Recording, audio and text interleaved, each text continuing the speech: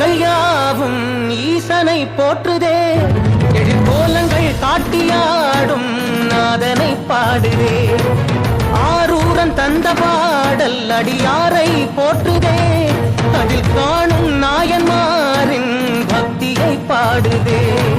சம்பந்த தேவாரம் கேட்டு சாம்பல் பெண்ணானதே, அப்பர்தம் தாண்டகம் கேட்டு நாகம் உயிர் தந்ததே. அடநாடென்ன காடென்ன குலமென்ன பிரிவென்ன எல்லோரும் அடியார்களே. திங்கள் சூடிய நாதனே, கங்கை நாடிய வேதனே, மங்கை கூடிய பாகனே,